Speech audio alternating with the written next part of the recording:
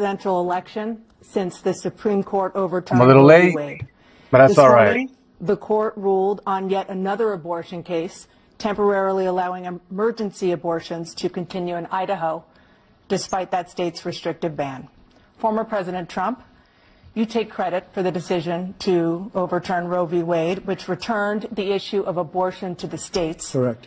However, the federal government still plays a role in whether or not women have access to abortion pills. They're used in about 2/3 of all abortions. As president, would you block abortion medication? First of all, the Supreme Court just approved the abortion pill, and I agree with their decision to have done that, and I will not block it.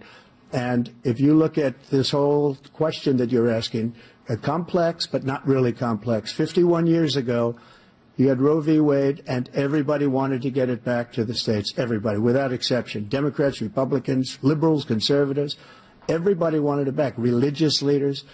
And what I did is I put 3 great Supreme Court justices on the court, and they happened to vote in favor of killing Roe v. Wade and moving it back to the states. This is something that everybody wanted. Now, 10 years ago or so, they started talking about how many weeks and how many this, getting into other things. But every legal scholar throughout the world, the most respected, wanted it brought back to the states. I did that. Now the states are working it out. If you look at Ohio, it was a decision that was an end result that was a little bit more liberal than you would have thought. Kansas, I would say the same thing. Texas is different. Florida is different. But they're all making their own decisions right now. And right now, the states control it. That's the vote of the people. Like Ronald Reagan, I believe in the exceptions. I am a person that believes. And frankly, I think it's important to believe in the exceptions. Some people, you have to follow your heart. Some people don't believe in that. But I believe in the exceptions for rape, incest, and the life of the mother. I think it's very important. Some people don't. Follow your heart. But you have to get elected also. And because that has to do with other things. You got to get elected. The problem they have is they're radical because they will take the life of a child in the 8th month, the 9th month, and even after birth. After birth, if you look at the former governor I don't know of Virginia, about that. He was willing to do this. He said, we'll put the baby aside and we'll determine what we do with the baby, meaning we'll kill the baby. What happened is we brought it back to the states, and the country is now coming together on this issue. It's been a great thing. Thank you. President Biden? It's been a terrible thing, what you've done. The fact is that the vast majority of constitutional scholars supported Roe when it was decided, supported Roe. And that's this idea that they're all against it is just ridiculous. And this is the guy who says the state should be able to have it. We're in a state where in 6 weeks, you don't even know whether you're pregnant or not, but you cannot see a doctor and have him decide on what your circumstances are, whether you need help. The idea that states are able to do this is a little like saying we're going to turn civil rights back to the states, let each state have a different rule. Look, there's so many young women who have been, including a young woman who just was murdered, and he went to the funeral. The idea that she was murdered by an immigrant coming in, they talk about that. But here's the deal. There's a lot of young women who are being raped by their in-laws, by their spouses, brothers and sisters, it's just ridiculous, and they can do nothing about it. And they try to arrest them when they cross state lines. Thank you. There have been many young women murdered by the same people he allows to come across our border. We have a border that's the most dangerous place anywhere in the world, considered the most dangerous place anywhere in the world. And he opened it up, and these killers are coming into our country, and they are raping and killing women. And it's a terrible thing. As far as the abortion is concerned, it is now back with the states. The states are voting. In many cases, it's frankly a very liberal decision. In many cases, it's the opposite. But they're voting, and it's bringing it back to the vote of the people, which is what everybody wanted, including the founders, if they knew about this issue, which, frankly, they didn't. But they would have. Everybody wanted it brought back. Ronald Reagan wanted it brought back. He wasn't able to get it. Everybody wanted it brought back, and many presidents had tried to get it back. I was the one to do it. And again, this gives it the vote of the people, and that's where they wanted it. Every legal scholar wanted it that way. Staying on the topic of abortion, President Biden, 7 states, I'll let you do that. This is the same topic. 7 states have no legal restrictions on how far into a pregnancy a woman can obtain an abortion.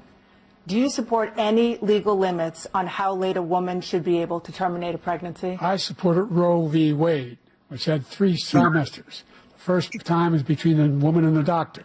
Second time is between the doctor and an extreme situation. The third time is between the doctor, between the woman and the state. The idea that the politicians, that the founders wanted the politicians to be the ones making decisions about women's health is ridiculous. That's the last. No politician should be making that decision. A doctor should be making those decisions. That's how it should be run. That's what you're going to do. And if I'm elected, I'm going to restore Roe v. Wade. So that means he can take the life of the baby in the 9th month and even after birth, because some states, Democrat run, take it after birth. Again, the former governor of Virginia, put the baby down, then we decide what to do with it. So he's willing to, as we say, rip the baby out of the womb in the 9th month and kill the baby. Nobody wants that to happen, Democrat or Republican. Nobody wants it to happen. That is simply not true. The Roe v. Wade does not provide for that. That's not the circumstance. Only if a woman's life is in danger, she's going to die. That's the only circumstance in which that can happen. But we are not for late-term abortion, period. Period, period. Under Roe v. Wade, you have late-term abortion. You can do whatever you want, depending on the state. You can do whatever you want. We don't think that's a good thing. We think it's a radical thing. We think the Democrats are the radicals, not the Republicans. We think it's a radical thing. We think 51 years constitutional scholarship said it was the right way to go. 51 years, and it was taken away because this guy put very conservative members on the Supreme Court. He takes credit for taking it away. What's he going to do? What's he going to do, in fact, if the MAGA Republicans, he gets elected, and the MAGA Republicans control the Congress, and they pass a universal ban on abortion, period, across the board, at 6 weeks or 7 or 8 or 10 weeks, something very, very conservative. Is he going to sign that bill? I'll veto it. He'll sign it. Thank you. Let's turn now to the issue of immigration and border security. President Biden, a record number of migrants have illegally crossed the southern border on your watch. Overwhelming border states and overburdening cities such as New York and Chicago, and in some cases causing real safety and security concerns.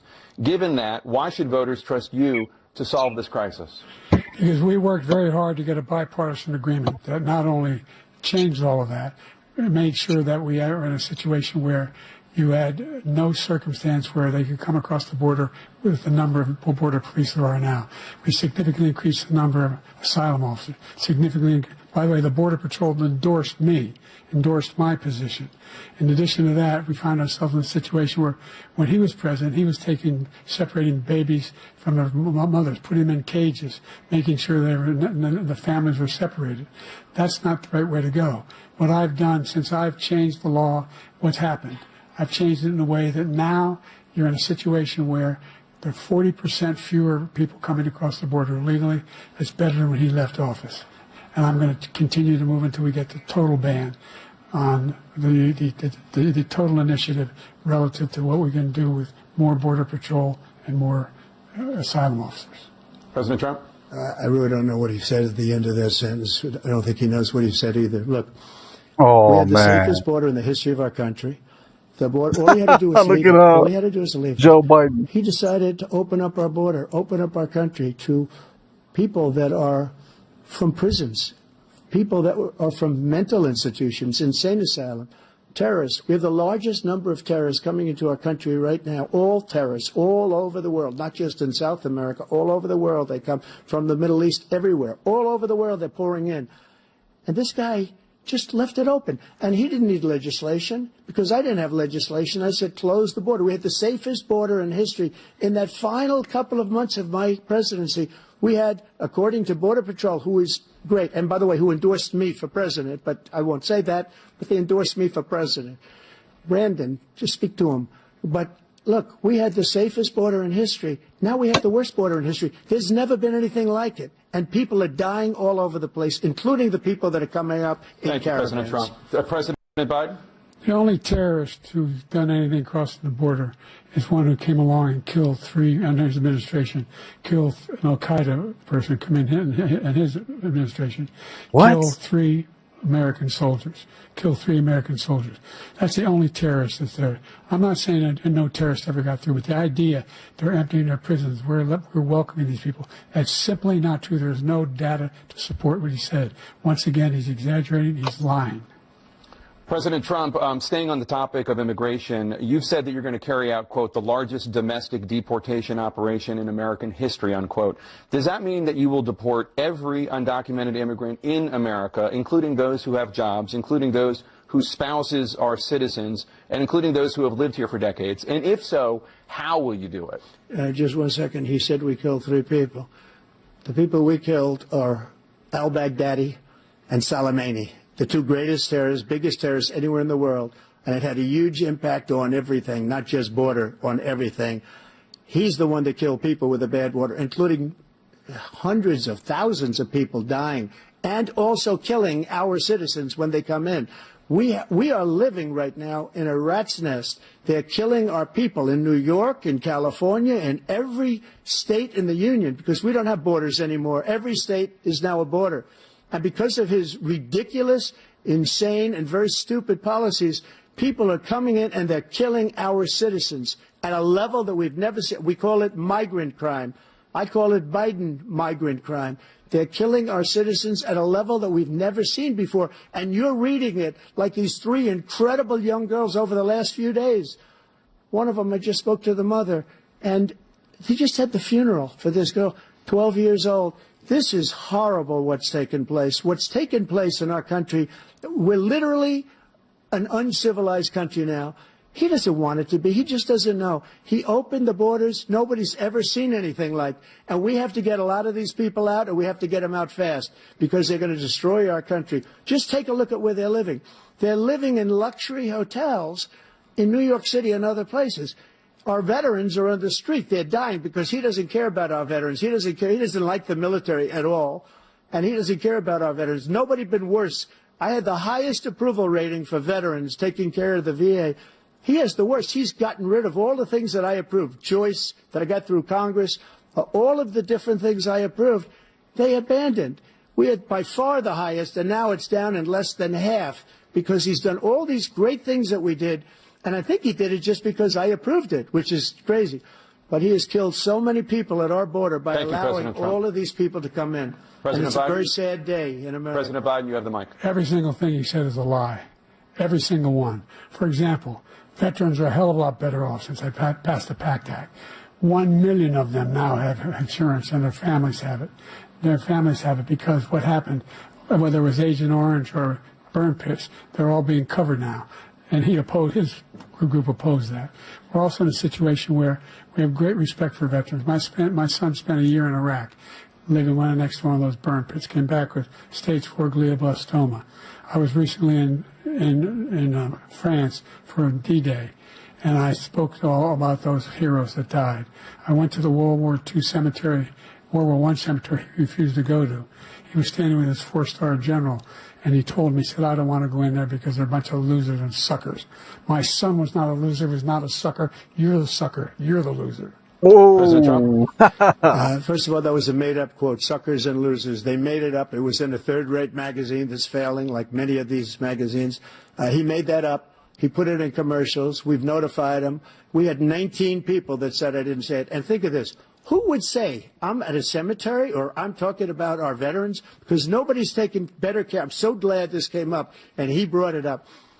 There's nobody that's taken better care of our soldiers than I have. To think that I would, in front of generals and others, say suckers and losers. We have 19 people that said it was never said by me. It was made up by him, just like Russia was made up, just like the 51 intelligence agents are made up, just like the new thing with the 16 economists are talking. It's the same thing. 51 intelligence agents said that the laptop was Russia disinformation. It wasn't. That came from his son, Hunter.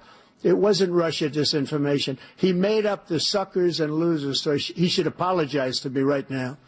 4-star general standing to your side who was on your staff who said you said it, period. Oh. That's number one. And number two, the idea that I have to apologize to you for anything along the line. We've done more for veterans than any president has in American history. and they now are in their family. The only sacred obligation we have as a country is to care for our veterans when they come home and their families and equip them when they go to war. That's what we're doing. That's what the VA is doing now. They're doing more for veterans than ever before in our history. All right, thank you so much. Let's move to the Hell topic yeah. of foreign policy. I want to begin hope that's with true, Russia's man. war against Ukraine, which is now in its third year. Former President Trump, Russian President Vladimir Putin says he'll only end this war if Russia keeps the Ukrainian territory it has already claimed and Ukraine abandons its bid to join NATO. Are Putin's terms acceptable to you? First of all, our veterans and our soldiers can't stand this guy. They can't stand him. They think he's the worst commander-in-chief, if that's what you call him, that we've ever had. They can't stand him. So let's get that straight. And they like me more than just about any of them. And that's based on every single bit of information. As far as Russia and Ukraine, if we had a real president, the president that knew, that was respected by Putin, he would have never invaded Ukraine. A lot of people are dead right now, much more than people know. You know, they talk about numbers. You can double those numbers, maybe triple those numbers. He did nothing to stop it. In fact, I think he encouraged Russia from going in.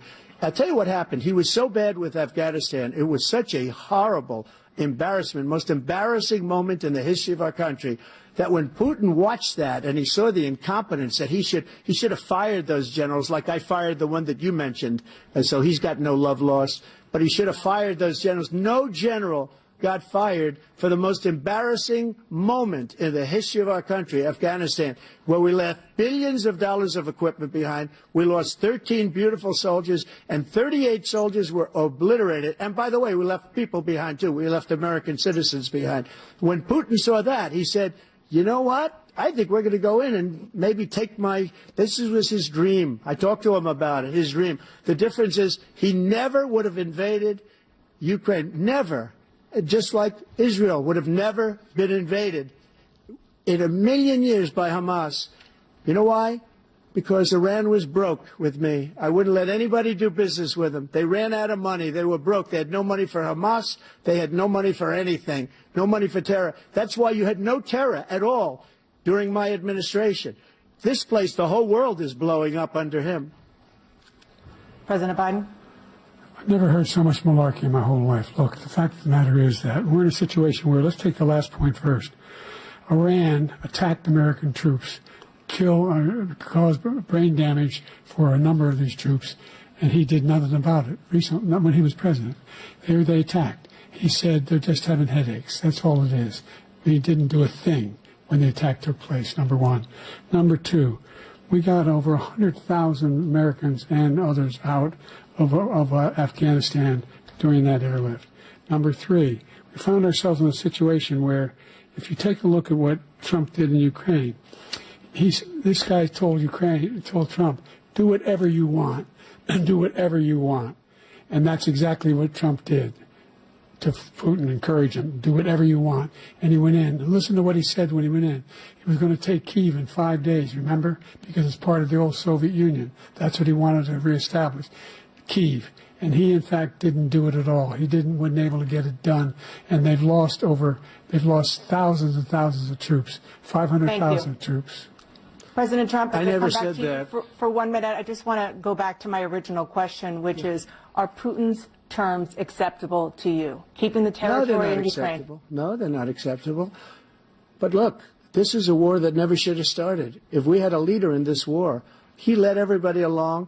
He's given $200 billion now or more to Ukraine. He's given $200 billion. That's a lot of money. I don't think there's ever been anything like it. Every time that Zelensky comes to this country, he walks away with $60 billion. He's the greatest salesman ever. And I'm not knocking him. I'm not knocking anything. I'm only saying the money that we're spending on this war, and we shouldn't be spending, it should have never happened. I will have that war settled between Putin and Zelensky as president-elect before I take office on January 20th. I'll have that war settled. People being killed so needlessly, so stupidly, and I will get it settled, and I'll get it settled fast before I take office. President Biden, you have a minute. The fact is that Putin is a war criminal. He's killed thousands and thousands of people. And he has made one thing clear. He wants to reestablish what was part of the Soviet Empire, not just a piece. He wants all of Ukraine. That's what he wants. And then you think he'll stop there? Do you think he'll stop when if he takes Ukraine? What do you think happens to Poland? What do you think of Belarus? What do you think happens to those NATO countries? And so if you want a war, you ought to find out what he's going to do, because if in fact he does what he says and walks away, and by the way, all that money we give Ukraine are from weapons we make here in the United States. We give them the weapons, not the money at this point. And our NATO allies have produced as much funding for Ukraine as we have. That's why we're strong. Thank you. Moving on to the Middle East. In October, Hamas attacked Israel, killing more than 1,000 people and taking hundreds of hostages. Among those held and thought to still be alive are 5 Americans. Israel's response has killed thousands of Palestinians and created a humanitarian crisis in Gaza.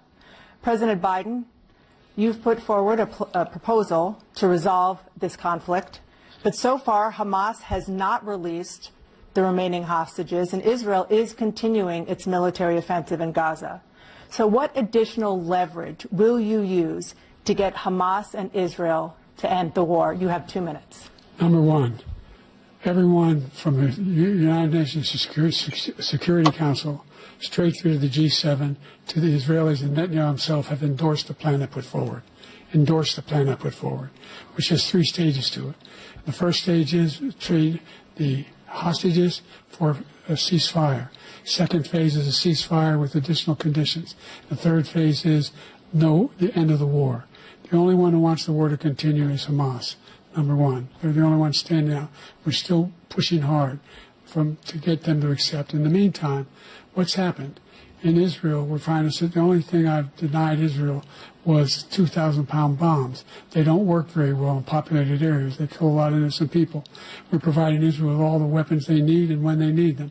And by the way, I'm the guy that organized the world against Iran when they had a full-blown intercontinental ballistic missile attack on Israel. No one was hurt. No one Israeli was accidentally killed, and it stopped. We saved Israel. We are the biggest producer of support for Israel of anyone in the world. And so there are 2 different things. Hamas cannot be allowed to be continued. We continue to send our experts and our intelligence people as to how they can get Hamas like we did bin Laden. You don't have to do it. And by the way, they've been greatly weakened, Hamas, greatly weakened, and they should be. They should be eliminated. But you've got to be careful for using certain weapons among population centers. Just going back to Ukraine for 1 second. We have an ocean separating us. The European nations together have spent $100 billion, or maybe more than that, less than us. Why doesn't he call them and say, you got to put up your money like I did with NATO? I got them to put up hundreds of billions of dollars. The Secretary General of NATO said Trump did the most incredible job I've ever seen. They wouldn't have any. They were going out of business. We were spending almost 100% of the money was paid by us. He didn't do that. He's getting all. You got to ask these people to put up the money. We're over $100 billion more spent, and it has a bigger impact on them because of location, because we have an ocean in between. You got to ask them. As far as Israel and Hamas, Israel's the one that wants to go. He said the only one who wants to keep going is Hamas. Actually, Israel is the one, and you should let him go and let him finish the job. He doesn't want to do it. He's become like a Palestinian, but they don't like him because he's a very bad Palestinian. He's a weak one. President Biden, you have a minute. I've never heard so much foolishness. This is a guy who wants to get out of NATO. Are you going to stay in NATO? He's going to pull out of NATO. The idea that our strength lies in our alliances as well. It may be a big ocean, but we're ever able to avoid a war in Europe, a major war in Europe? What happens if, in fact, you have Putin continue to go into NATO? We have an Article 5 agreement. Attack on one is attack on all. You want to start the nuclear war he keeps talking about, go ahead. Let Putin go in and control Ukraine and then move on to Poland and other places. We'll see what happens then. He has no idea what the hell he's talking about. And by the way, I got 50 other nations around the world to support Ukraine, including Japan and South Korea, because they understand that this kind of dislocation has a serious threat to the whole world peace. No major war in Europe has ever been able to be contained just to Europe. President Trump, just to follow up, would you support the creation of an independent Palestinian state in order to achieve peace in the region? I'd have to see, but before we do that, the problem we have is that we spend all the money. So they kill us on trade. I made great trade deals with the European nations because if you add them up, they're about the same size economically. Their economy is about the same size as the United States. And they were no cars, they don't want anything that we have, but we're supposed to take their cars, their food, their everything, their agriculture. I changed that. But the big thing I changed is they don't want to pay. And the only reason that he can play games with NATO is because I got them to put up hundreds of billions of dollars. I said, and he's right about this, I said, no, I'm not going to support NATO if you don't pay. They asked me that question, would you guard us against Russia at a very secret meeting of the 28 states at that time, nations at that time. And I said, no, if you don't pay, I won't do that. And you know what happened? Billions and billions of dollars came flowing in the next day and the next months. But now we're in the same position. We're paying everybody's bills. Let's turn to the issue of democracy. Former President Trump, I want to ask you about January 6, 2021. After you rallied your supporters that day, some of them stormed the Capitol to stop the constitutionally mandated counting of electoral votes. As president, you swore an oath to, quote, preserve, protect, and defend, unquote, the Constitution. What do you say to voters who believe that you violated that oath through your actions and inaction on January 6th and worry that you'll do it again? Well, I don't think too many believe that. And let me tell you about January 6th. On January 6th, we had a great border. Nobody coming through, very few. On January 6th, we were energy independent. On January 6th, we had the lowest taxes ever. We had the lowest regulations ever. On January 6th, we were respected all over the world. All over the world, we were respected. And then he comes in, and we're now laughed at. We're like a bunch of stupid people. What happened to the United States' reputation under this man's leadership is horrible, including weaponization, which I'm sure at some point you'll be talking about, where he goes after his political opponent because he can't beat him fair and square. You have 80 seconds left. My question was, what do you say to those voters who believe that you violated your constitutional oath through your actions and inaction on January 6, 2021, and worry that you'll do it again? Well, I didn't say that to anybody. I said peacefully and patriotically. And Nancy Pelosi, if you just watched the news from 2 days ago, on tape to her daughter, who's a documentary filmmaker, they say, but she's saying, oh, no, it's my responsibility. I was responsible for this. Because I offered her 10,000 soldiers or National Guard, and she turned them down. And the mayor of, in writing, by the way, the mayor, in writing, turned it down, the mayor of D.C. They turned it down. I offered 10,000 because I could see, I had virtually nothing to do. They asked me to go make a speech. I could see what was happening. Everybody was saying they're going to be there on January 6th. They're going to be there. And I said, you know what? There's a lot of people coming. You could feel it. You could feel it, too, and you could feel it. And I said, they ought to have some National Guard or whatever. And I offered it to her. And she now admits that she turned it down. And it was the same day she was, I don't know, she can't be very happy with her daughter because it made her into a liar. She said, I take full responsibility for January 6th. President Biden? Look, he encouraged those folks to go up to Capitol Hill, number one. I sat in the dining room off the Oval Office. He sat there for 3 hours watching, begging, being begged by his vice president and a number of his colleagues on the Republican side as well to do something, to call for a stop, to end it. Instead, they talked about these people being patriots and great patrons of America. In fact, he says he'll now forgive them for what they've done. They've been convicted. He says he wants to commute their sentences and say that no. But he went to every single court in the nation. I don't know how many cases, scores of cases, including the Supreme Court. And they said, no, this guy is responsible for doing what was done. He didn't do a damn thing. And these people should be in jail. And they should be the ones who are being held accountable. And he wants to let them all out. And now he says if he loses again, such a whiner that he is, that it could be a bloodbath. Thank you, President Biden. President Trump? What they've done to some people that are so innocent, you ought to be ashamed of yourself. What you have done, how you've destroyed the lives of so many people. When they ripped down Portland, when they ripped down many other cities, you go to Minnesota, Minneapolis, what they've done there with the fires all over the city. If I didn't bring in the National Guard, that city would have been destroyed. When you look at all of they took over big chunks of Seattle. I was all set to bring in the National Guard. They heard that. They saw them coming, and they left immediately. What he said about this whole subject is so off. Peacefully patriotic. One other thing. The Unselect Committee, which is basically two horrible Republicans that are all gone now, out of office, and Democrats, all Democrats, they destroyed and deleted all of the information they found because they found out we were right. We were right.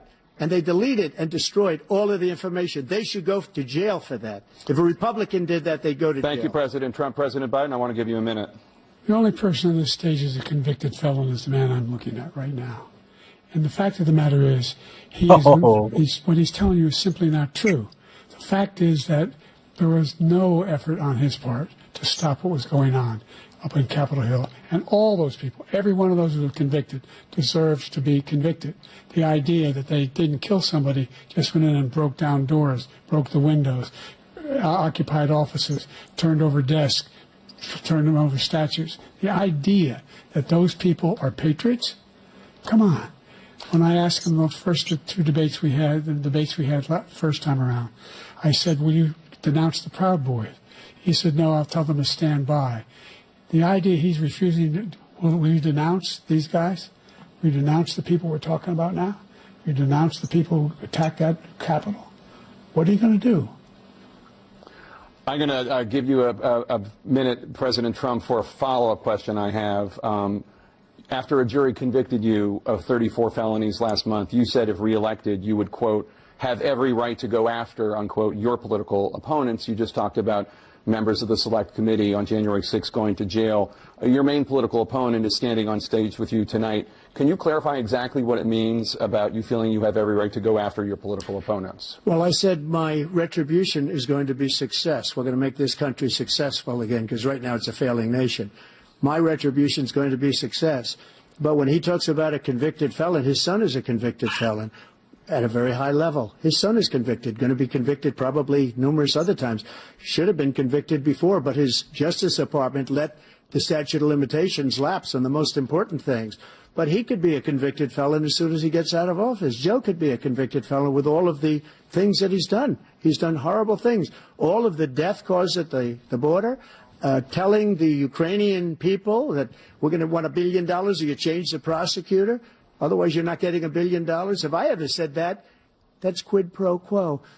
That we're not going to do anything. We're not going to give you $1 billion unless you change your prosecutor having to do with the son. This man is a criminal. This man, you're lucky. You're lucky. I did nothing wrong. We'd have a system that was rigged and disgusting. I did nothing wrong. Thank you, President Trump. President Biden, you have said, I'm coming right to you, sir. You want to respond? Go ahead. I'll give you a minute to respond. The idea that I did anything wrong relative to what you're talking about is outrageous. It's simply a lie, number one. Number two, the idea that you have a right to seek retribution against any American just because you're president is wrong. It's simply wrong. No president's ever spoken like that before. No president in our history has spoken like that before.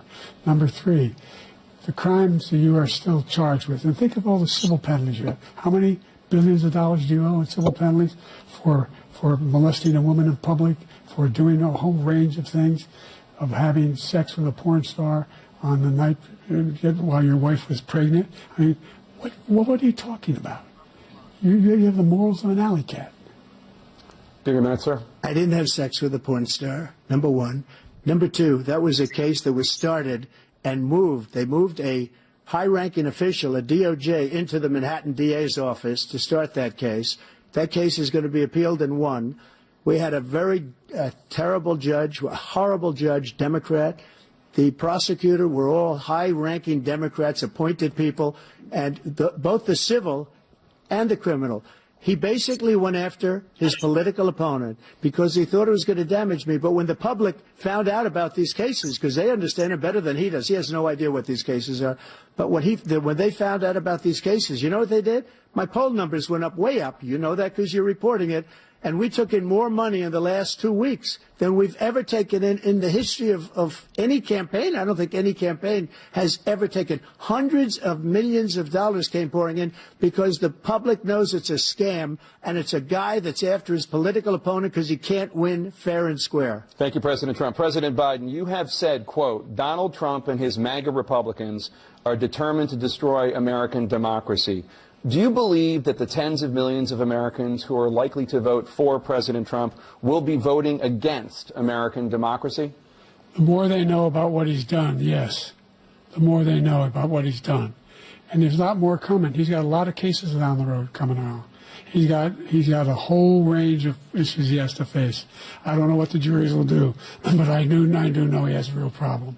And so the fact that, could you ever think you heard any president say that I'm going to seek retribution? Do you ever hear any president say that I thought Hitler had some good ideas? What got me involved to run in the first place after my son had died, I decided in Iraq, because of Iraq, I said I wasn't going to run again until I saw what happened in Charlottesville, Virginia.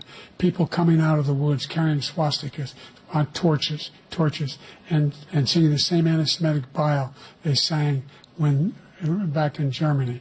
And a young woman got killed. I spoke to the mother, and they asked him, they said, what do you think of those people? The ones who got killed, the one who tried to stop it, and the ones he said, I think they're fine people on both sides. What American president would ever say, Nazis coming out of fields, carrying torches, singing the same anti-Semitic bile, carrying swastikas, were fine people? And this is a guy who says Hitler's done some good things. I'd like to know what they are. The good things Hitler's done, that's what he said. This guy has no sense of American democracy. President Trump. Jake, both of you know that, sir, has been totally wiped out, because when you see the sentence, it said 100% exoneration on that, sir. He just keeps it going. He says he ran because of Charlottesville. He didn't run because of Charlottesville. He ran because it was his last chance. He's not equipped to be president. You know it, and I know it. It's ridiculous. We have a debate. We're trying to justify his presidency. His presidency, he's without question the worst president, the worst presidency in the history of our country. We shouldn't be having a debate about it. There's nothing to debate. He made up the Charlottesville story, and you'll see it's debunked all over the place. Every reasonable anchor has debunked it. And just the other day it came out where it was fully debunked. It's a nonsense story. He knows that, and he didn't run because of Charlottesville. He used that as an excuse to run. President Biden. And debunked. It happened. All you have to do is listen to what was said at the time. And the idea that somehow that's the only reason I ran. I ran because I was worried a guy like this guy could get elected. If he thought they were good people coming out of that forest, carrying those woods, carrying those torches, then he didn't deserve to be president. Didn't deserve to be president at all. And the idea that he's talking about all this being fabricated, we saw with our own eyes. We saw what happened on January 6th. We saw the people breaking through the windows. We saw people occupying his own vice president. Look, there's a reason why 40 of his 44 top cabinet officers refused to endorse him this time. His vice president hasn't endorsed him this time. So why? Why? They know him well. They serve with him. Why are they not endorsing him? Thank you, President Biden. We're going to be right back with more from the CNN presidential debate. Oh, they got a commercial.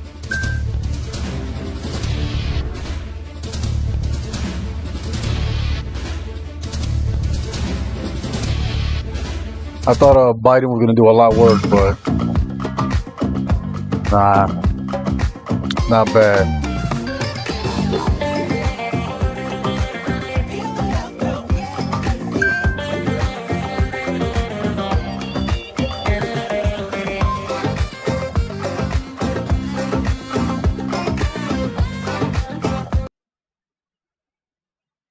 I'll put it back on when the commercials are over.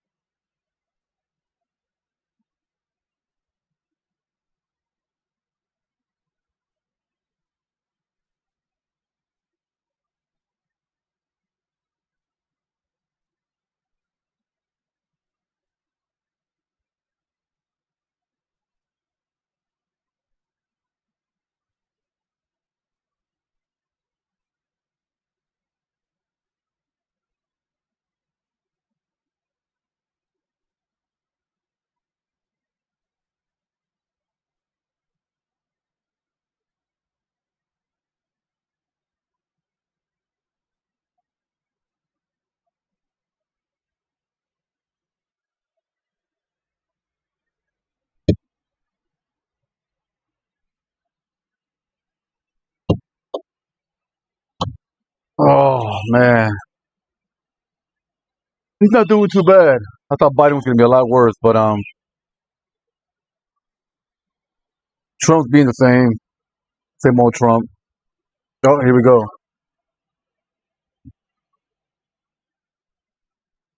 Nope, never mind. We've got commercials going.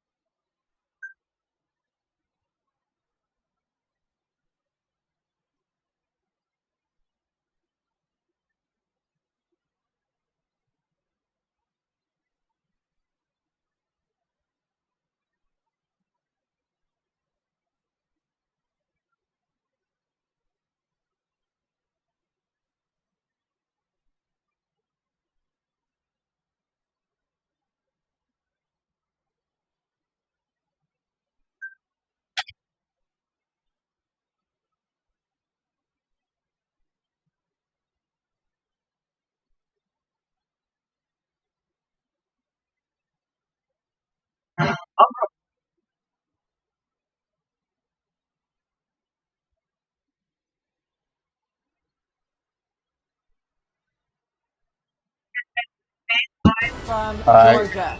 Let's talk about persistent challenges here we you both go. faced in your first terms and you'd certainly face again in a second term. President Biden, while black unemployment dropped to a record low under your presidency, black families still earn far less than white families. Black mothers are still 3 times more likely to die from pregnancy-related causes, and black Americans are imprisoned at 5 times the rate of white Americans. What do you say to black voters who are disappointed that you haven't made more progress? They acknowledge they made a lot of progress, number one. The fact of the matter is there's more small black businesses that have been started than any time in history. Number two, the wages of black unemployment is the lowest level it's been in a long, long time. Number three, we're trying to provide housing for black Americans and dealing with the segregation that exists among these corporations that collude to keep people out of their houses. And in addition to that, we find that the impact on the choice that black families have to make relative to child care is incredibly difficult. When we did the first major piece of legislation in the past, I was able to reduce black child care costs. I cut them in half. We got to make sure we provide for child care costs. We got to make sure, because when you provide those child care protections, you increase economic growth because more people can be in the job market. So there's more to be done, considerably more to be done. But we've done a great deal so far, and I'm not letting up, and they know it. You have 49 seconds left. What do you say to black voters who are disappointed with the progress so far? I say I don't blame them for being disappointed. Inflation is still hurting them badly. For example, I provided for the idea that any black family, first-time home buyer, should get a $10,000 tax credit to be able to buy their first home so they can get started. I made sure that we're in a situation where all those black families and those black individuals who provided had to take out student loans that were ballooning, that if they were engaged in nursing, doctor, and anything having to do with volunteerism, if they paid their bills for 10 years on their student debt, all the rest was forgiven after 10 years. Millions have benefited from that. And we're going to do a whole lot more for black families. Thank you, President Trump. And he caused the inflation. He's blaming inflation, and he's right, it's been very bad.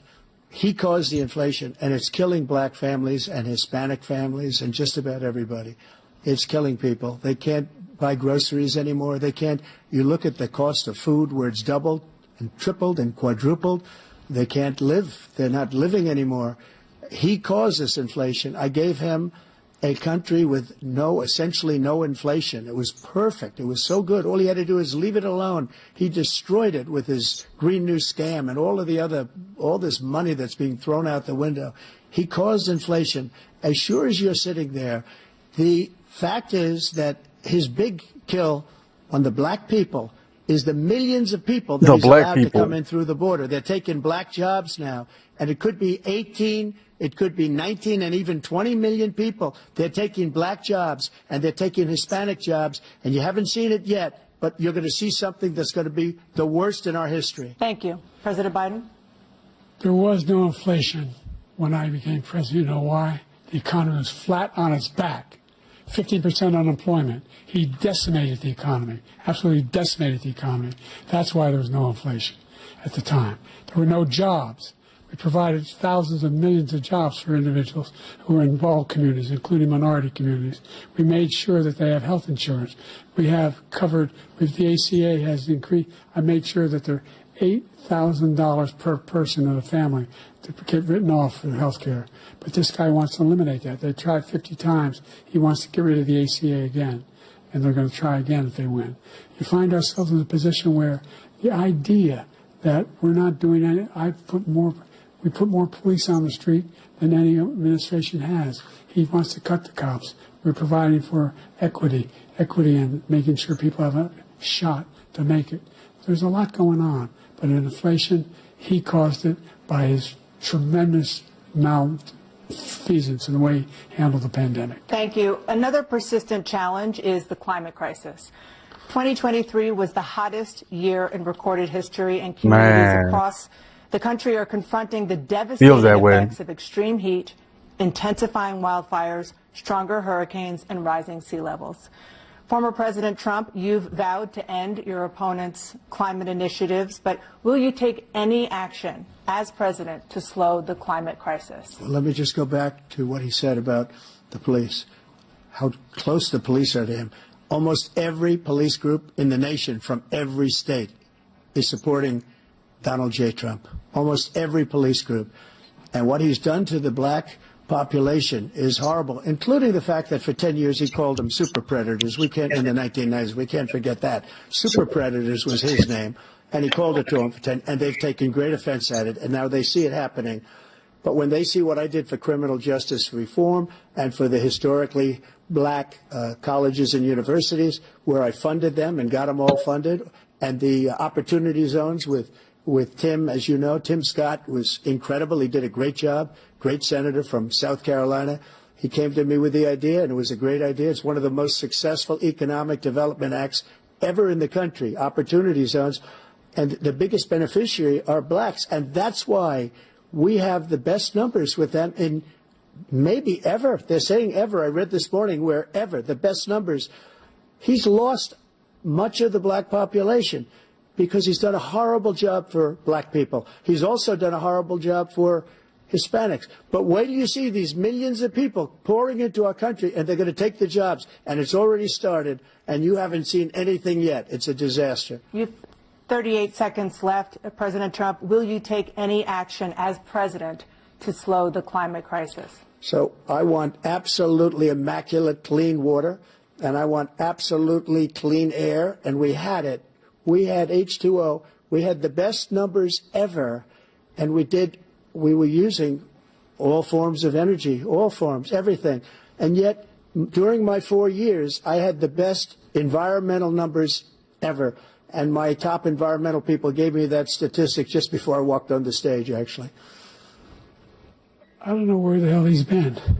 The idea that anything he said is true. I've passed the most extensive climate change legislation in history. We find ourselves, and by the way, black colleges. I came up with $15 billion for HBCUs, historic black universities and colleges, because they don't have the kind of contributors that they have to build these laboratories and the like. Any black student is capable in college of doing any white student can do. They just don't have the money, but now they'll be able to get those jobs in high tech. We're in a situation where the idea that he is claiming to have done something that had the cleanest water, he hadn't done a damn thing in the environment. He pulled out of the Paris Peace Accord, Climate Accord. I immediately joined it because if we reach 1.5 degrees Celsius at any one point, there's no way back. The only existential threat to humanity is climate change, and he didn't do a damn thing about it. He wants to undo all that I've done. The Paris Accord was going to cost us $1 trillion, and China nothing, and Russia nothing, and India nothing. It was a ripoff of the United States. And I ended it because I didn't want to waste that money because they treat us horribly. We were the only ones. It was costing us money. Nobody else was paying into it. And it was a disaster. But everything that he said just now, I'll give you an example. I heard him say before insulin. I'm the one that got the insulin down for the seniors. I took care of the seniors. What he's doing is destroying all of our medical programs because the migrants coming in, they want everybody. And look, I have the biggest heart on the stage. I guarantee you that. And I want to take care of people. But we're destroying our country. They're taking over our schools, our hospitals, and they're going to be taking over Social Security. He is destroying Social Security, Medicare, and Medicaid. Where does that come from? The idea is that we, in fact, we were the only ones of consequence who were not members of the Paris Accord. How can we do anything if we're not able to, the United States can't get its pollution under control?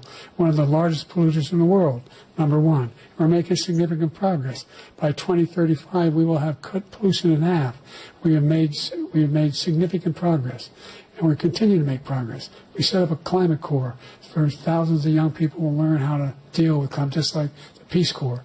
And we're moving in directions that are going to significantly change the elements of cause of pollution. But the idea that he claims that he has the biggest heart up here and he's really concerned about pollution and about climate, I've not seen any indication of that. And by the way, with regard to prescription drugs, one company agreed that they would reduce the price to $35, which I was calling for, one, voluntarily. I made sure every company in the world, every pharmaceutical company, cannot have to pay. Thank you. And by the way, So every day, millions of Americans struggle just to make ends meet. For many older Americans, Social Security provides a critical lifeline. President Biden, if nothing is done to Social Security, seniors will see their benefits cut in just over 10 years. Will you name tonight one specific step that you're willing to take to keep Social Security solvent? yes, make the very wealthy begin to pay their fair share. Right now, everybody making under $170,000 pays 6% of their income, of their paycheck, every single time they get a paycheck from the time of the first one they get when they're 18 years old. The idea that they're going to, I'm proposing that everybody, they pay, the millionaires pay 1%. 1%. So no one after, I would not raise the cost of Social Security for anybody under $400,000. After that, I began to make the wealthy begin to pay their fair share by increasing from 1% beyond to be able to guarantee the program for life. So you still have 82 seconds left. Are there any other measures that you think that would be able to help keep Social Security solvent, or is that one enough? Well, no, that one enough will keep it solvent, but the biggest thing I'll do if we defeat this man, because he wants to get rid of Social Security. He thinks there's plenty to cut in Social Security. He's wanting to cut Social Security and Medicare, both times. And and if you look at the program put forward by the House Republican caucus that he, I believe, supports, is in fact want to cut it as well. The idea that we don't need to protect our seniors is ridiculous. And by the way, the American public has greater health care coverage today than ever before. And on the ACA, as I said, you're in a circumstance where 400,000 people, 40 million people would not have insurance because they have a pre-existing condition. Only thing that allows them to have that insurance is the fact that they, in fact, are part of the ACA. And by the way, the other thing is, we're in a situation where I talk about education for black communities. I've raised the amount of money for Pell Grants by another $8,000. So anybody making under $70,000 a year is going to be able to get $15,000 towards their tuition. He just doesn't know what he's talking about. Thank you, President Biden. President Trump. So I've dealt with politicians all my life. I've been on this side of the equation for the last 8 years. I've never seen anybody lie like this guy. He lies. I've never seen it. He could look you in the face. About so many other things, too. And we mentioned the laptop. We mentioned Russia, Ukraine. Everything he does is a lie. It's misinformation and disinformation. The losers and suckers story that he made up is a total lie on the military. It's a disgrace. But Social Security, he's destroying it. because millions of people are pouring into our country, and they're putting them onto Social Security, they're putting them onto Medicare, Medicaid, they're putting them in our hospitals, they're taking the place of our citizens. What they're doing to the VA, to our veterans, is unbelievable. Our veterans are living in the street, and these people are living in luxury hotels. He doesn't know what he's doing, and it's really coming back. I've never seen such anger in our country before. President Biden? The idea that veterans are not being taken care of, I told you before. And by the way, when I said suckers and losers, he acknowledged after that he fired that general.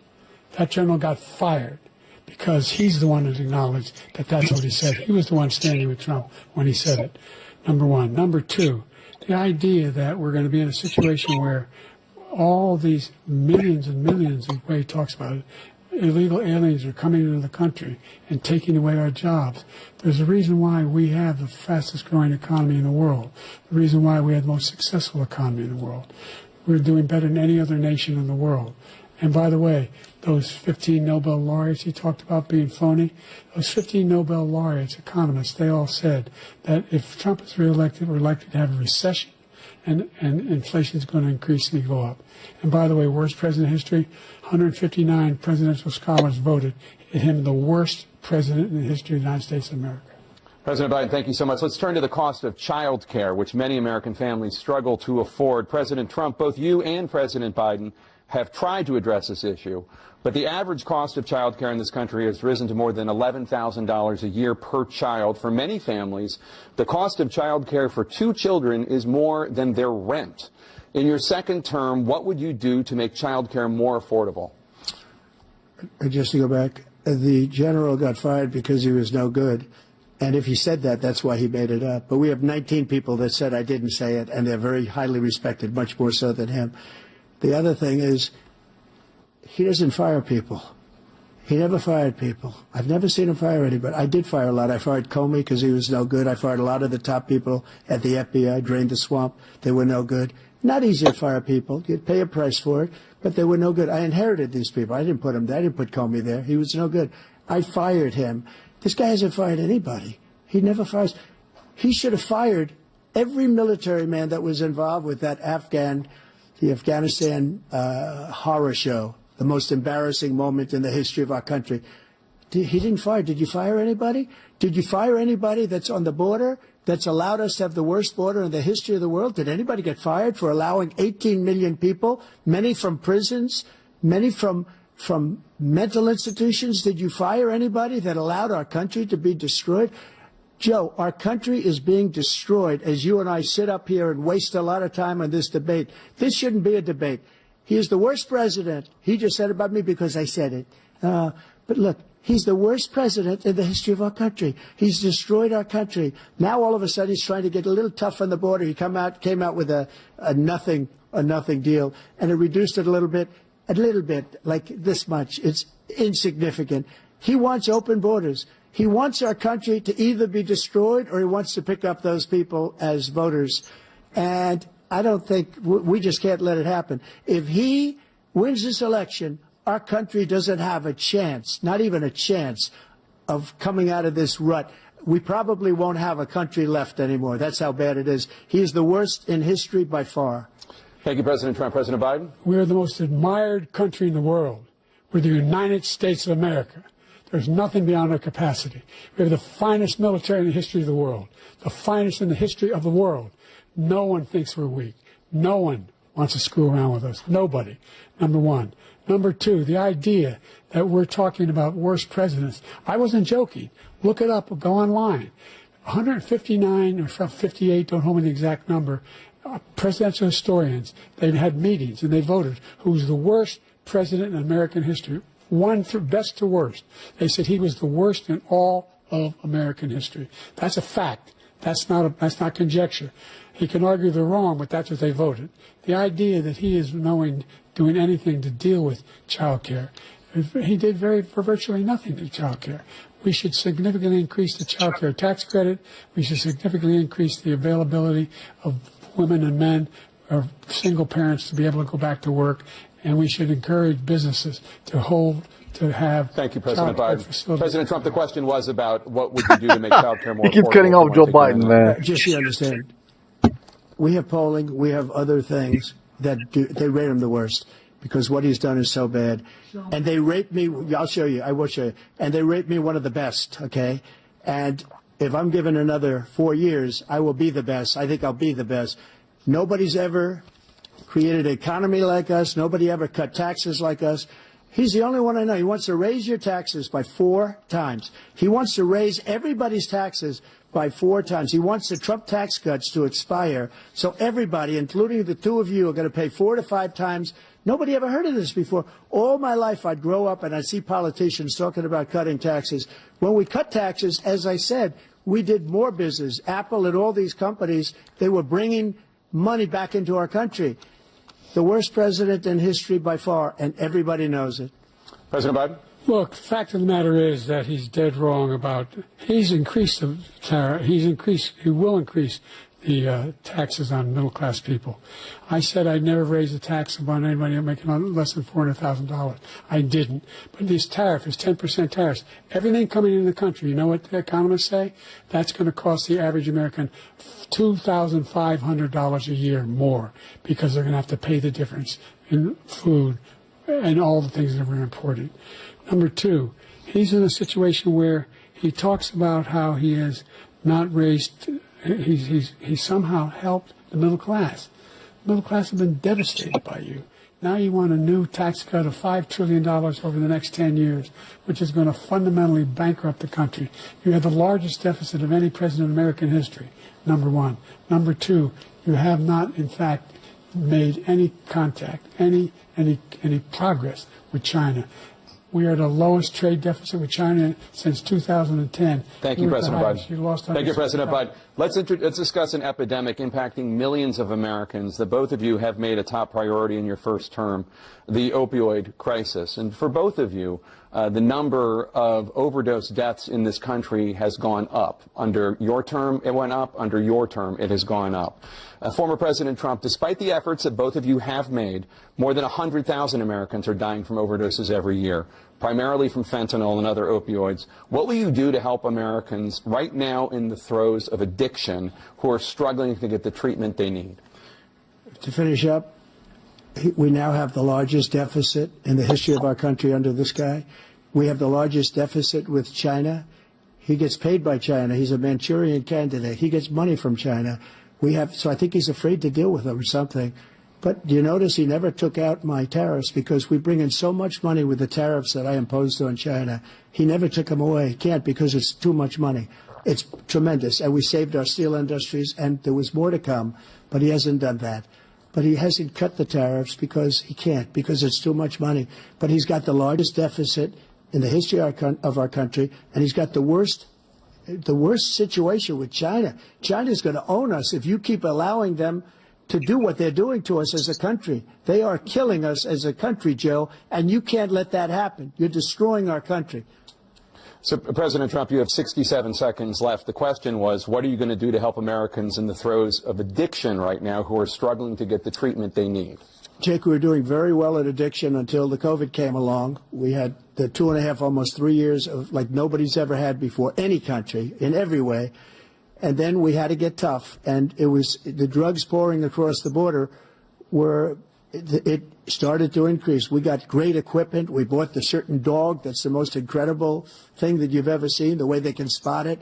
We did a lot, and we were getting very low numbers, very, very low numbers. Then he came along. The numbers, have you seen the numbers now? It's not only the 18 million people that I believe is even low because the gotaways, they don't even talk about gotaways. But the numbers of the amount of drugs and human trafficking in women coming across our border, the worst thing I've ever seen, at numbers that nobody's ever seen under him because the border's so bad. But the number of drugs coming across our border now is the largest we've ever had by far. President Trump, thank you. President Biden? Fentanyl and the byproducts of fentanyl went down for a while. And I wanted to make sure we use the machinery that can detect fentanyl, these big machines that roll over everything that comes across the border. And it costs a lot of money. That was part of this deal we put together, this bipartisan deal.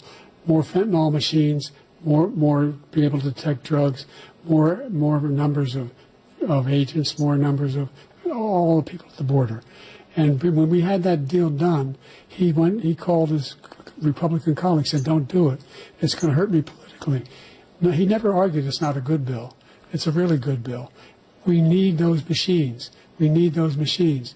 And we're coming down very hard in every country in Asia in terms of precursors for fentanyl. And Mexico is working with us to make sure they don't have the technology to be able to put it together. That's what we have to do. We need those machines. Thank you, President Biden. President Trump, and again, the question is about Americans in the throes of addiction right now, struggling to get the treatment they need. Well, because this does pertain to it. He ended remain in Mexico. He ended catch and release. I made it catch and release in Mexico, not catch and release here. We had so many things that we had done, hard negotiations with Mexico, and I got it all for nothing. It's just like when you have a hostage. We always pay $6 billion for a hostage. Every time we say it's a hostage. Now we have a hostage, a Wall Street Journal reporter, I think a good guy, and he's over there because Putin is laughing at this guy, probably asking for billions of dollars for the reporter. I will have him out very quickly as soon as I take office. Before I take office, I said by literally as soon as I win the election, I will have that reporter out. He should have had him out a long time ago, but Putin's probably asking for billions and billions of dollars because this guy pays it every time. We had 2 cases where he paid $6 billion for 5 people. I got 58 people out, and I paid essentially nothing. Thank you, President Trump. Dan? Let's turn to concerns that voters have about each of you. President Biden, you would be 86 at the end of your second term. How do you address concerns about your capability to handle the toughest job in the world well into your 80s? Well, first of all, I spent half my career being criticized being the youngest person in politics. I was the second youngest person ever elected to the United States Senate, and now I'm the oldest. This guy's 3 years younger and a lot less competent. I think that just look at the record. Look at what I've done. Look how I've turned around the horrible situation he left me. As I said, 15 million new jobs, 800,000 manufacturing jobs, more investment in America, over billions of dollars in private investment in enterprises that we are growing. By the way, we brought an awful lot of people. The whole idea of computer chips, we used to have 40% of the market. We invented those chips, and we lost it because he was sending people to find the cheapest jobs overseas and to bring home a product. So I went to South Korea. I convinced Samsung to invest billions of dollars here in the United States. And guess what? Those fabs, they call them, to build these chips, those fabs pay over $100,000. You don't need a college degree for them. And there's billions, about $40 billion already being invested and being built right now in the United States, creating significant jobs for Americans from all over the world. President Biden, you have 40 seconds left. Would you like to add anything? Yeah, I would. The idea that somehow we are this failing country. I never heard a president talk like this before. We're the envy of the world. Name me a single major country president who wouldn't trade places with the United States of America for all our problems and all our opportunities. We're the most progressive country in the world in getting things done. We're the strongest country in the world. We're a country in the world who keeps our word, and everybody trusts us. All of our allies and those who he cuddles up to, from Kim Jong-un, we sent love letters to, and Putin, etc. They don't want to screw around with us. Thank you. Former President Trump, to follow up, you would be 82 at the end of your second term. What do you say to voters who have concerns about your capabilities to serve? Well, I took 2 tests, cognitive tests. I aced them, both of them, as you know. We made it public. He took none. I'd like to see him take one, just one, a real easy one. Like go through the first 5 questions. He couldn't do it. But I took 2 cognitive tests. I took physical exams every year. And, you know, we knock on wood wherever we may have wood, that I'm in very good health. I just won 2 club championships, not even senior, 2 regular club championships. To do that, you have to be quite smart, and you have to be able to hit the ball a long way. And I do it. He doesn't do it. He can't hit a ball 50 yards. He challenged me to a golf match. He can't hit a ball 50 yards.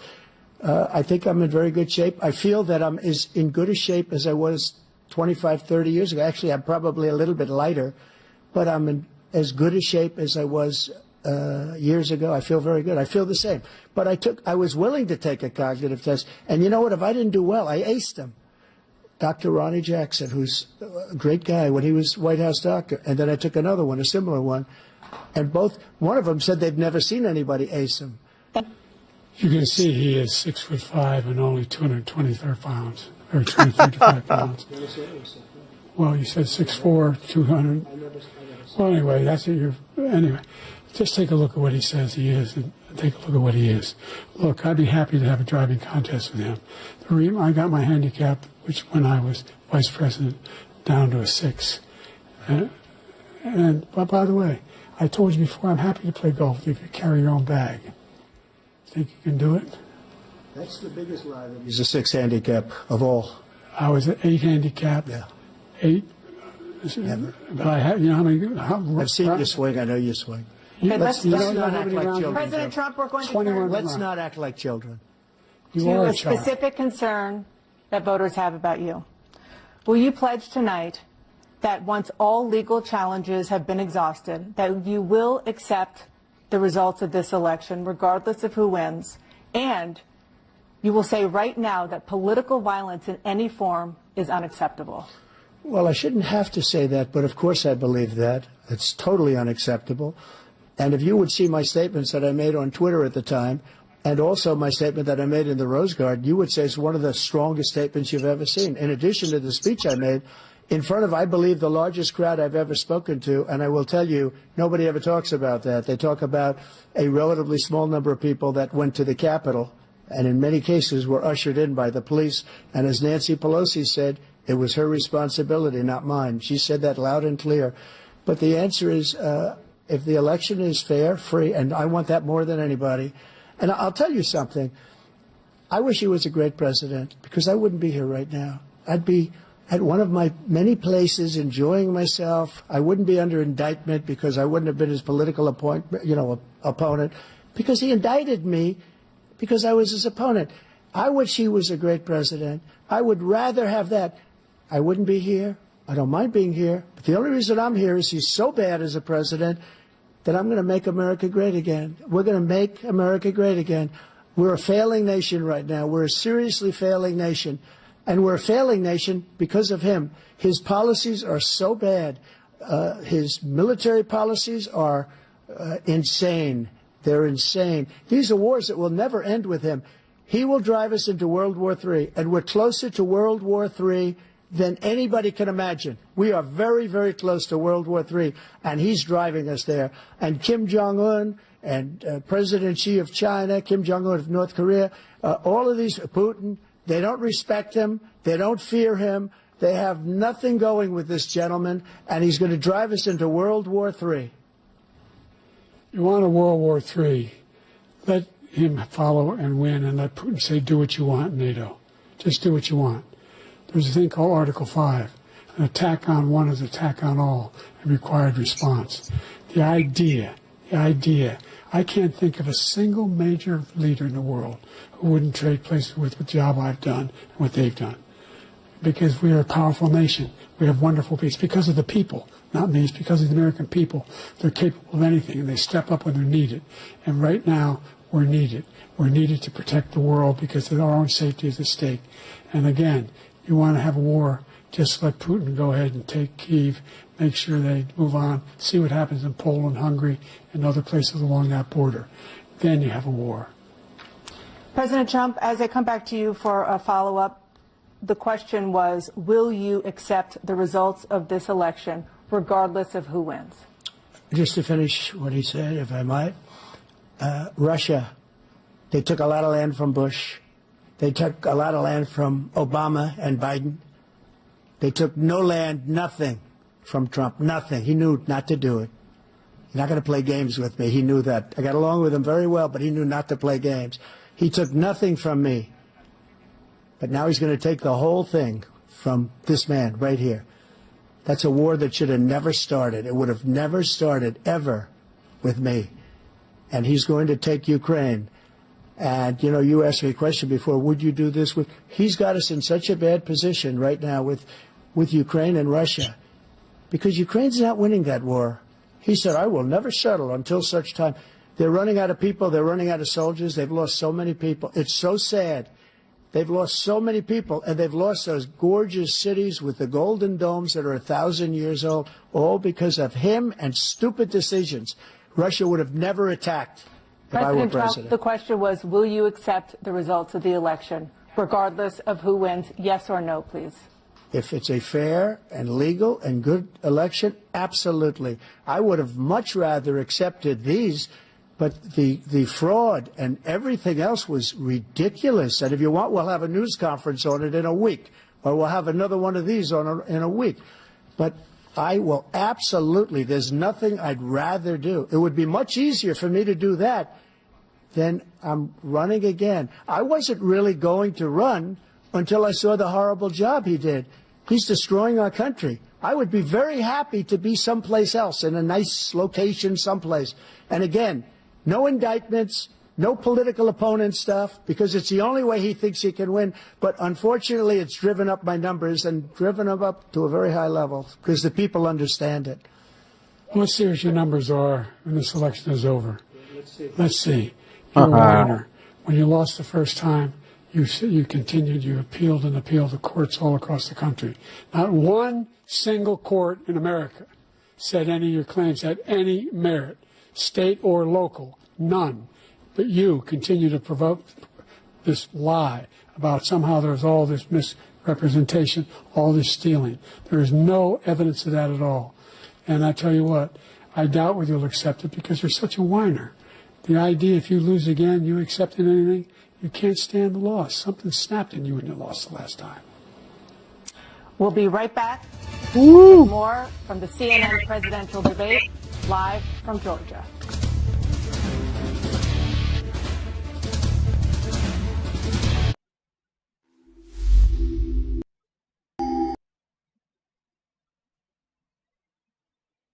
Like I said before, he's not doing too bad. I mean, Joe Biden's not doing too bad.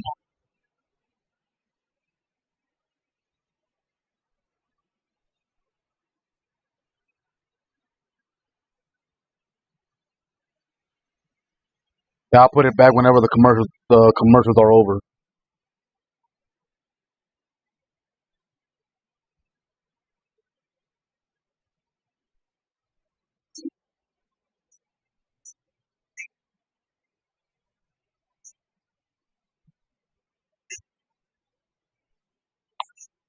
It would be nice if they had fact checkers, somebody checking both to see who's actually lying.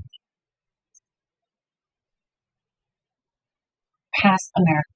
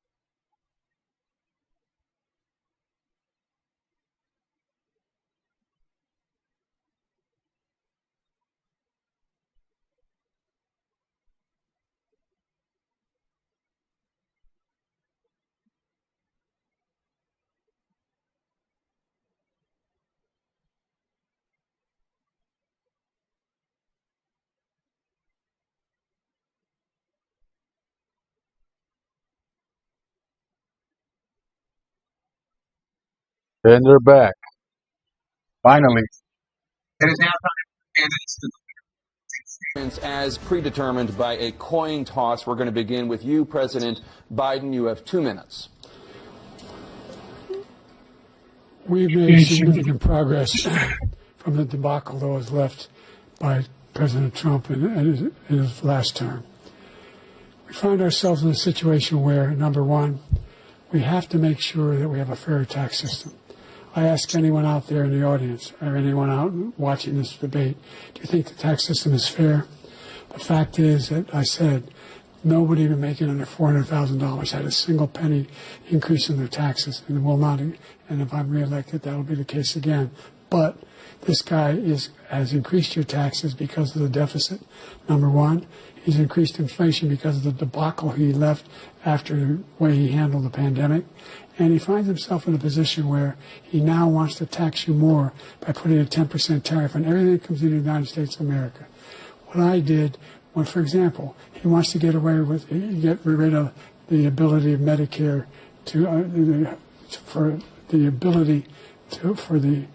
us to be able to negotiate drug prices with the big pharma companies. Well, guess what?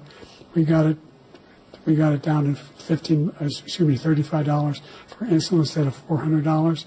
No more than $2,000 for every senior, no matter how much prescription they need. You know what that did? That reduced the federal debt by $160 billion over 10 years because the government doesn't have to pay the exorbitant prices. I'm going to make that available to every senior all along, it's happening now, and everybody in America. He wants to get rid of that. I'm going to make sure that we have child care. We're going to significantly increase the credits that people have for child care. I'm going to make sure we do something about what we're doing on lead pipes and all the things that are causing health problems for people across the country. We're going to continue to fight to bring down inflation and give people a break. Thank you, President Biden. President Trump, you now have 2 minutes for your closing statement. Like so many politicians, this man is just a complainer. He said, we want to do this, we want to do that, we want to get rid of this tax, that tax. But he doesn't do anything. All he does is make our country unsafe by allowing millions and millions of people to pour in. Our military doesn't respect him. We look like fools in Afghanistan. We didn't stop Israel. It was such a horrible thing that would have never happened. It should have never happened. Iran was broke. Anybody that did business with Iran, including China, they couldn't do business with the United States. They all passed. Iran was broke. They had no money for Hamas or Hezbollah, for terror, no money whatsoever. Again, Ukraine should have never happened. He talks about all this stuff, but he didn't do it. For 3.5 years, we're living in hell. We have the Palestinians and we have everybody else rioting all over the place. You talk about Charlottesville. This is 100 times Charlottesville, 1,000 times. The whole country is exploding because of you, because they don't respect you, and they have to respect their president, and they don't respect you throughout the world. What we did was incredible. We rebuilt the military. We got the largest tax cut in history, the largest regulation cut in history. The reason he's got jobs is because I cut the regulations that gave jobs, but he's putting a lot of those regulations back on. All of the things that we've done, nobody's never seen anything like, even from a medical standpoint, right to try, where we can try space-age materials instead of going to Asia or going to Europe and trying to get when you're terminally ill. Now you can go and you can get something. You sign a document. They've been trying to get it for 42 years. But you know what we did for the military was incredible. Choice for our soldiers, where our soldiers, instead of waiting for 3 months to see a doctor, can go out and get themselves fixed up and readied up and take care of themselves, and they're living. And that's why I had the highest approval rating in the history of the VA. So all of these things, we're in a failing nation, but it's not going to be failing anymore. We're going to make it great again. Thank you, former President Trump, President Biden. Stay with us because we have full analysis of this debate. Anderson Cooper and Aaron Burnett starts now on CNN. All right. That's it. Catch y'all in the next one.